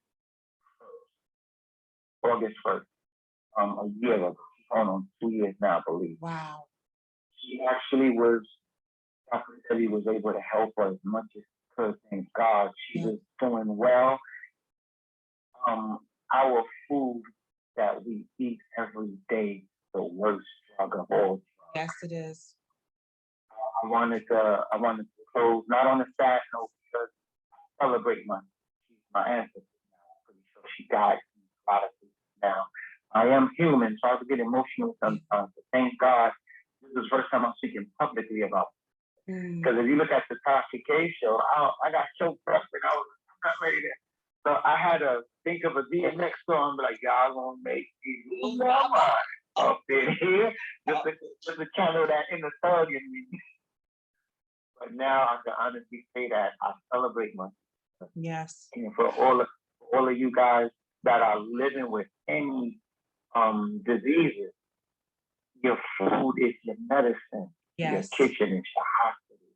Everybody's saying that they got the only formula, that they got this, all that is bullshit. You your doctor, you your healer. Learn how to get out of the way out of your. That's why I always salute Casey Oshigi. I always salute Victor Bowman. I always salute my that's my mama right there. I always salute my here in Brooklyn. Yep. I always salute Dr. Inky, Sue Bowman. These are people that's gonna help you help yourself. Yep. Because when it comes down to it, you're your healer. Don't give nobody that power. You're your healer. I had this there's a lady, her name is Patricia Gutierrez. You can look if you Google or not Google, go on YouTube and just look for Patricia Gutierrez, Dr. Sebi testimony. She's one of the first people that I interviewed that moved me. She was like, I told cancer that it had no place in my body, not giving me 48 hours to get the hell out. I love it. She was able to beat leukemia. And when I say she, I mean she, not Dr. Sebi. And if Dr. Sebi was alive, he would tell you. So I don't want nobody to be like, keep bashing Dr. Sebi, saying he's not a healer. Dr. Sebi himself would tell you, I'm not a healer, I'm a messenger. I come with the message to the black woman. You guys are the real healers. Yes. So please don't confuse my passion with disrespect, because I love that man. I had my 6 years because of that man. Yes. And because of how he showed her how to eat. So my message to you guys is healing is not a herb. Healing is a lifestyle. Yes, it If is. you're not ready to do this lifestyle, you're never going to get healed. My sister was doing fine. We were coming to thermal water, walking to the beach. I had some amazing memories of her.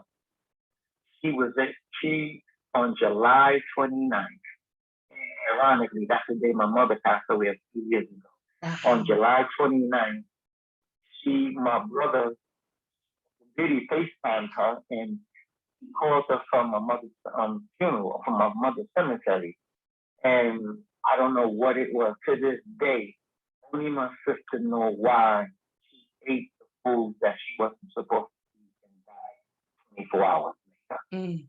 So that's a secret she took with her to her grave. I love her to death. We didn't go through life together. We grew through life together. Yes. That was my lawyer. That was my everything. And she's here with me now. I'm proud to say. So I just wanted, I didn't want anybody to feel like I was misleading them. And because I always talked about what Dr. Sebi did, but I never talked about how he passed away. Right. So as from that was me and my wife who talked about that. I'm like, from now on, I'm gonna be in the 100 with everybody. Not that I was doing it, the deep out of I was just basically saying what I usually say. Yeah. But then nobody said, how's your sister doing now? Yeah. And I'm like, oh, when you asked me that today, I was like, oh shit, the world don't know. Right. And that's why, and you. you're welcome, because when we talked and when we were driving through Brooklyn and everything, we never talked about your sister.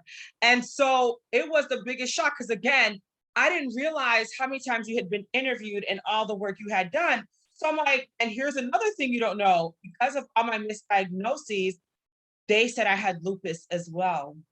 The doctors, wow. They said they found a trait of lupus because they could not diagnose me. My condition is so rare. And I had to share with you, and I got emotional. Dr. Sebi helped you get 6 more years out of your sister. And if I did not listen to that Jamaican nurse and did what she said, I'd be dead. They don't care about us. And we're being tested every single day. And I could go on and on, but I'm not, of course, we're going to do another part to this and I'm going to share more openly. But again, I'm very afraid. I'm not really afraid as much as I am conscientious that they're listening and they're watching every day. And I don't know, and I don't know the best method. I'm praying about it every day. We've seen what happened with Lisa Left Eye Lopez. We've seen what happened to Dr. Sebi. We've seen what happened to Nipsey. All of these things are interrelated. And one other person, and I never publicly talk about, is the natural homeopathic doctor who was a part of one of my first events that I ever had. It was during the time that a lot of natural doctors were coming up dead a few years ago. I don't know if you remember that. And here's a grown Indian man who is about to speak at my event in a couple of days. He calls me up, and knowing my Christianity or my love for God, etc., knowing I'm a praying woman, calls me and says, AniYa A. And I get choked up. Can you pray for me? And I'm thrown back. I'm sitting in the Subway sandwich stop, like on Fifth Avenue in Manhattan, like in the city. Like, what are you talking about? Like all these people around. And I'm like, you all right? He's like, no, I'm scared for my life. This is a true story. Wow. And Wow. he says to me, I know you're a praying woman. I'm afraid. I don't know what to do. I have all this information. I left corporate America / the medical field to do this natural stuff because I know how to heal the people. And all of my colleagues are coming up dead every day. And he was in South Florida. With an Indian background, you understand you know. And it dawned on me how dangerous things had gotten in this world. And it was just a couple years later, I said, AniYa, I want to save the world. Don't get me twisted, but I'm not a martyr. I cannot give out this information in the same way I used to because it's getting real. When all those doctors started coming up dead, I was like, I got to do something different. And then the ancestors were like, shut it down. Just tell the people that, you know what I'm saying? One-on-one, you know what I mean? But you going out public. Smart. And I prayed for this man. When all that shit was happening, I was in Honduras when it was happening. And I was like, I came back to America by bus. I ain't getting on no plane. And no plane, no, you gotta be undercover, hide your kids, hide your wife. Cause I brought that up because I that's why I get so emotional because God gave me so many chances. Like I know what you're speaking of. And they even put me on that chemo. It's not about getting us better. It's like, bro, I don't even have cancer, but why are you putting me on chemo? They testing something. So be very careful out there, ladies and gentlemen. You heard from the man deep. And there's a lot I want to say too about if anybody has taken the vaccine, you need to be in, hold on. If you guys taking the vaccine, I need to be at KT, the RCT bank. He's calling it how to get a refund from jab. Get it? I got how it. To get a refund from the jab. I got you. So I got you. If you're taking the vaccine, and that's why I don't want to say too much because I really want this to stay up. So I want to say, enough respect to the one called AniYa. Big up yourself. I really appreciate you. Love today. you, brother. And your followers, and you guys can follow me on Instagram, my Dr. Sebi book. Yes, sir. Instagram, my Dr. Sebi book. On Facebook, Avalado Guerrero. And I didn't even talk about Batana. I have a website with Batana for anybody losing their hair, anybody skin condition, eczema.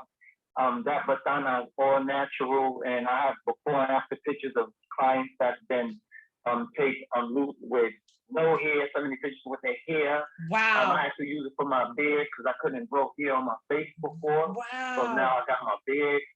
It's called on my website is essentially you can put it in the bio. Yes, sir. Yes, Blue sir. Magic Patana. And I call it Blue Magic Patana because I went to the Mosquito Coast. It took me about I took an 8-hour car ride, then a 6-hour boat ride to get to this place. And I brought back that Patana raw, uncut. So when you go to my website, Blue Magic Patana, you can see there. And you guys can get my book on Amazon, My Journey with DrSebi.com, My Journey with Dr. Sebi.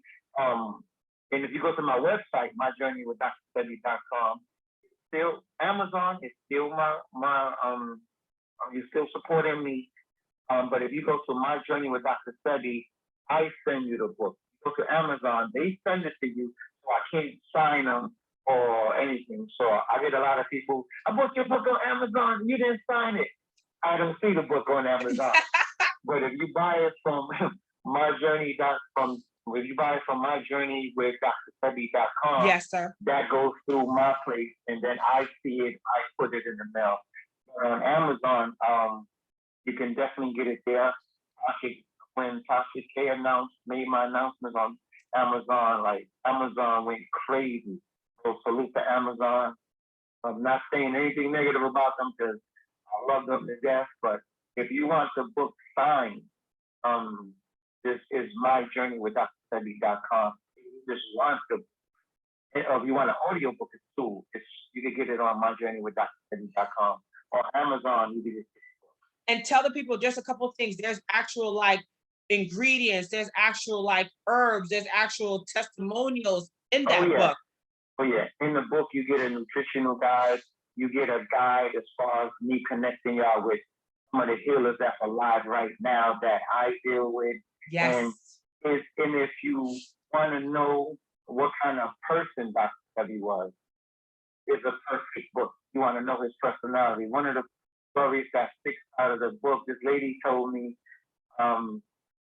it was a child that came to Dr. Sebi. His mother brought him. His arm was broken in 2 places. And the mother and her sister, I believe, went to Dr. Sebi. They took him the child. Sebi went inside his kitchen and he got some spelt bread, some agave, and some avocados and made a sandwich. So the lady, the little boy aunt, went and told him, "What you gonna do with that?" And Dr. Sebi was like, "Oh, this is my lunch. We going to the hospital. This motherfucker needs cash." You know what? I can't. So, yo, I thought it healed him for real. In the book, yeah, there's a lot of stories like that Dr. Sebi told me. So you get to know what kind of personality. Yeah. That is hilarious. Well, we want to say thank you for making us laugh. Thank you for, we were on an emotional roller coaster this evening with Dr. Sebi. I just wish we had more time with him, but everybody has their time. I'm so thankful he gave your big sister, the beautiful sister Eva, more time on this earth. He probably would have said it was just her doing the right thing.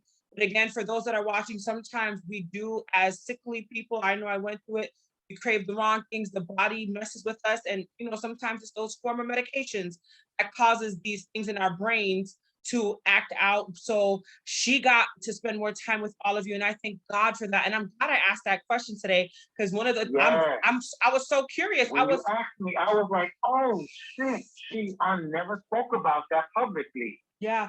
So and you know what? Thank you for that. And you actually given, it's easy for me and my family to talk about it now.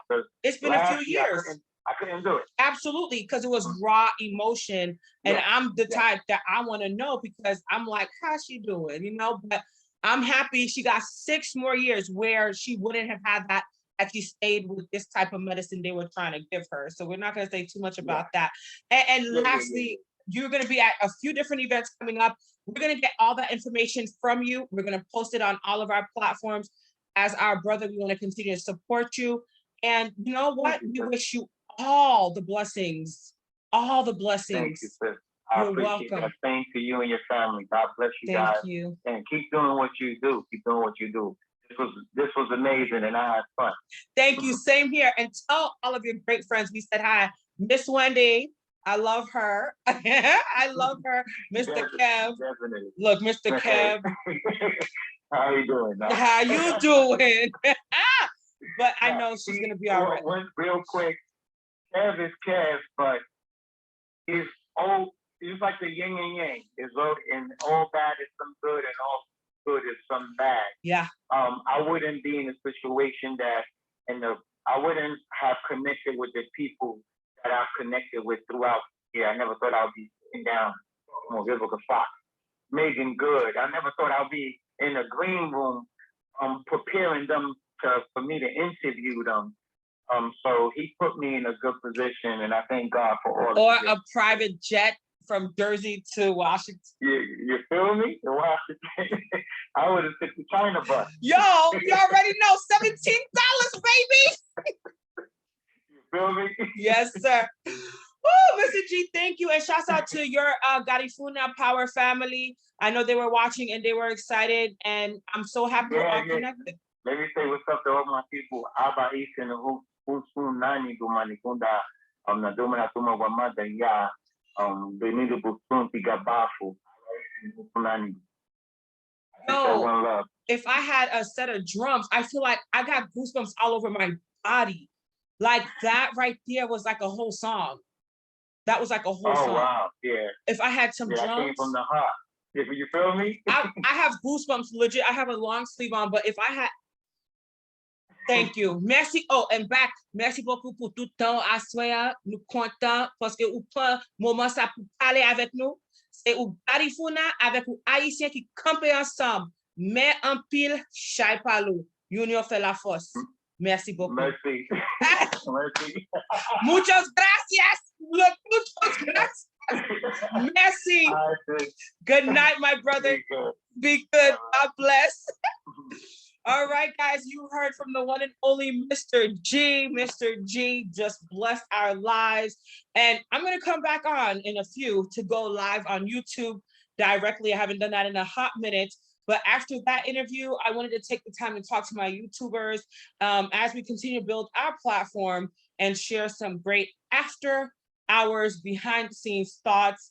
We haven't done that in a while, but I have the energy tonight. So again, shouts out and salutes to my brother, Mr. Garifuna Power himself. And let's stay in touch and continue to walk hand in hand. Man pile shai palu. What does that mean for you? That means when we put our hands together, the load is a lot lighter. So I gotta take this call, but we'll be right back on YouTube, guys. Good night and God bless. Thank you for tuning in. Tell a friend, the AniYa Show was on live with Mr. G.